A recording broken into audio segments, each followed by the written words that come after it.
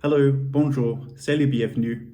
In this video, I'll be telling you the top 5 things that you probably didn't know about Jersey. Now, of course, we're talking about Jersey, the Channel Island, which is a British Crown dependency not far from the coast of France. People do know some things about Jersey, but there's a lot of hidden things and a lot of quirky things about Jersey that a lot of people don't actually know. So the first thing is that the Queen of England is actually our Duke. Now, you might be thinking, Duke, don't you mean Duchess? And this is an interesting thing about Jersey. You might already know that Jersey is autonomous in many aspects. We have our own currency, our own government, our own taxes, and also our own law. See, Jersey doesn't follow English law, it follows Norman law because we are a Norman island, not an English island. And in Norman law, the title of Duchess doesn't actually exist, it's just Duke.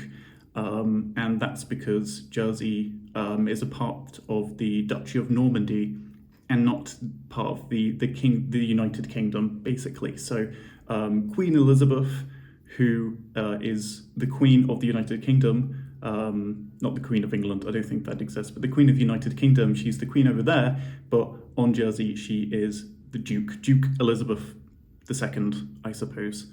Now, you may already know that there are a number of things that are named after Jersey or have the same name as Jersey. Obviously, the most well-known one is the state of New Jersey in the United States. And New Jersey got its name from the original Jersey Island because the governor of Jersey, someone called George de Carteret, basically helped the English king during the English Civil War, and so was awarded some land in the English American colonies, and so that land was named New Jersey and became New Jersey. Obviously, there is the Jersey cow, the famous Jersey cow, the best cow that there is, that produces the best milk.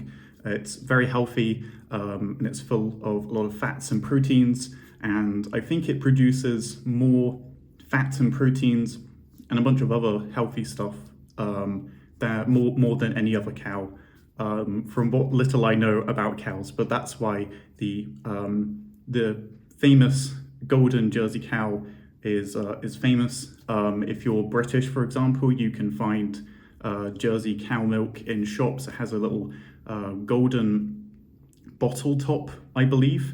But obviously in Jersey, all of our milk is from Jersey cows.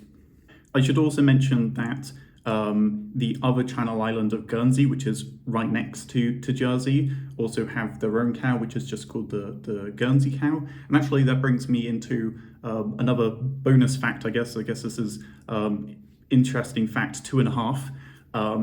And that is, if you were to say, I don't know, bring your Jersey friend and your Guernsey friend to meet each other, and they start arguing at each other, and one of them's calling the other a donkey and the other one's calling the other a toad, and you might be thinking, oh my god, what have I done wrong? And that's because there's a sort of friendly inter-island rivalry between Guernsey and Jersey, and there's a sort of playful nickname that we call each other. So the nickname for Jersey people by Guernsey people is crapaud, which means toad, because there's a lot of toads on Jersey. And the Jersey nickname for Guernsey people is donkeys, because Guernsey people are known for being quite stubborn.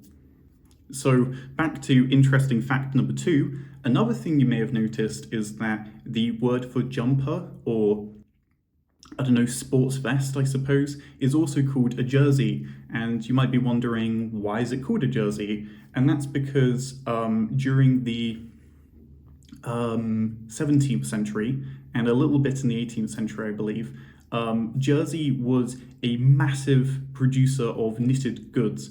Everybody in Jersey knitted, and I believe they were actually the #1 exporter, or at least producers, of knitted goods in the world during the 17th century. In fact, There was so much knitting going on in Jersey that I believe there was 100,000 knitted stockings produced in Jersey, which is a small island. Back then, it only had a population of, say, 30,000. There were 100,000 stockings being knitted every single week. In fact, it got so bad that any man or any boy above the age of 13 was banned from knitting because they were knitting more than they were farming. In fact, I mentioned before the quirky kind of Norman laws in Jersey. That's still actually a part of Jersey Norman law that I myself, because I'm over the age of 13, am legally not allowed to knit, apparently. So during the 17th century, because Jersey was producing so many jumpers, or knitting so many jumpers, that the word jumper and jersey basically became synonymous in the English language. And in fact, I actually have a traditional jersey jumper, or jersey. Here it is. And the traditional jersey jumper has, I don't know if you can see this, has an anchor just below the collar.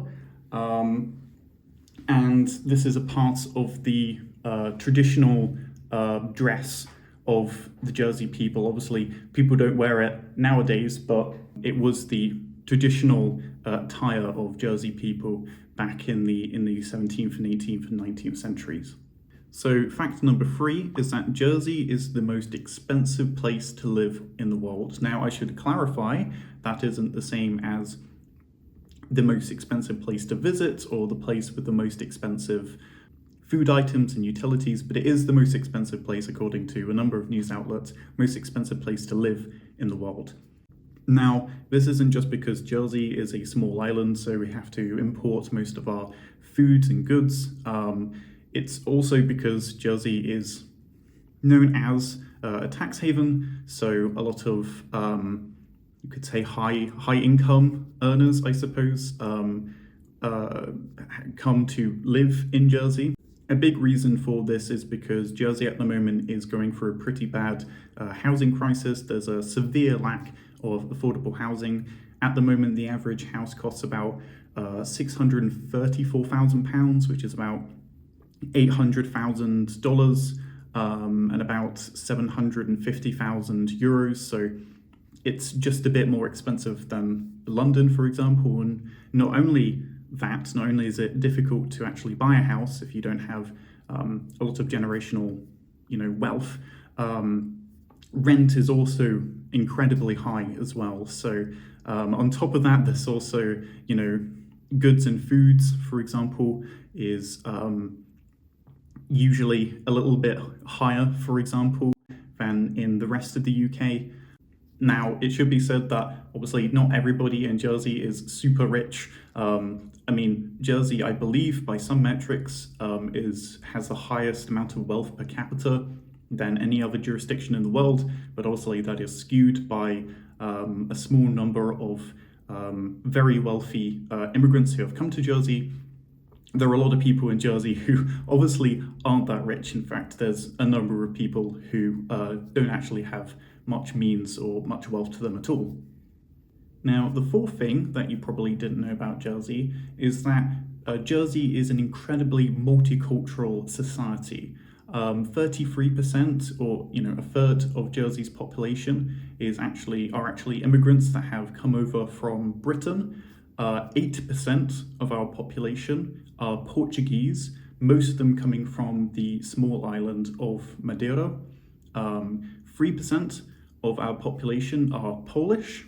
2.5% are from Ireland. 1% are French. And about 45% of Jersey's population are ethnically Jersey. And Jersey is one of the few places in the world where the native ethnic population are actually a minority in their own country. And in fact, Jersey is the place with the highest proportion of EU nationals outside the EU.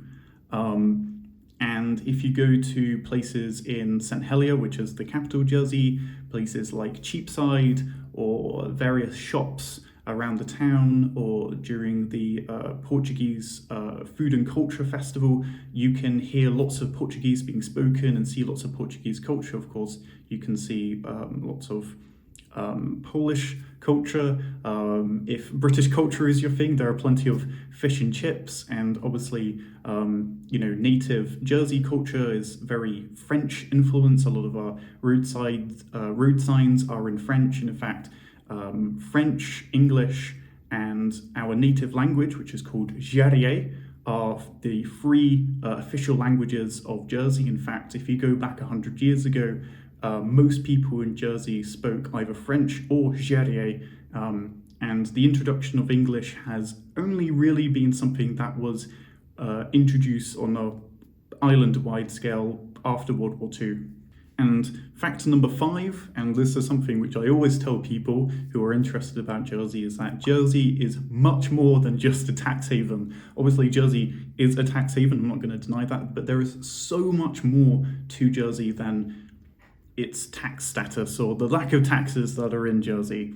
A lot of people know about Jersey's beaches, and that's another amazing thing about Jersey is all of our wonderful beaches. Obviously, we have more sunshine than Britain. Some people call us the sunniest place in the British Isles, although the islands of Scilly, I think, might have a number of things to say about that.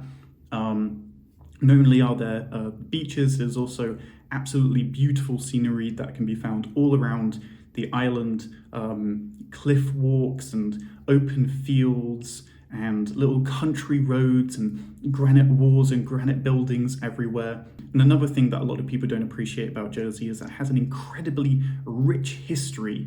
We've got a number of castles like Elizabeth Castle and Montelguy Castle. There's a number of smaller castles or smaller towers around, and there's various places around the island where you can find lots of interesting historical quirks and country homes, and we've got a number of museums as well.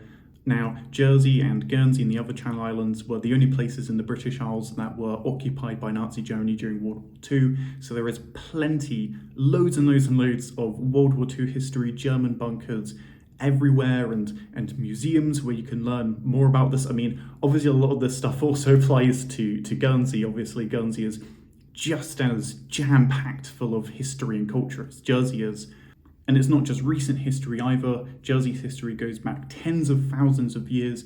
We are jam-packed full of dolmens and Neolithic megaliths from Le Hugby, Le Puclé de Faldouet, Montubé, lots of different places that you can visit. I'm struggling to think of all the examples of the amazing degree of rich history and culture that there is in Jersey. And you need to bear in mind that Jersey is only, as is commonly said, 9 by 5 miles. So not only is there lots of stuff, it's also very close together. I mean, there's a reason why lots of British holiday makers come to Jersey. It's not just for the amazing beaches and the amazing walks and the amazing sun. It's also because of all these other things that you can find in Jersey. And even without a proper tour map guide thing, what do you call them? Tourist leaflets. If you look hard enough, you can find lots of interesting things throughout the island. So those were my top 5 things that you probably didn't know about Jersey. Obviously, you might have known some of those things, or you might have learned something new, but I hope that you did. If you're interested in Jersey, there's obviously you can go and visit there. If you're already in Jersey, there is so much that you can explore if you haven't already. There's plenty of books out there where you can read up about Jersey's history and culture, and obviously if you're more interested in the sunshine and the beaches and all the walks and the scenery, then please come here. We're more than welcome to tourists and visitors. And yeah, that's about it.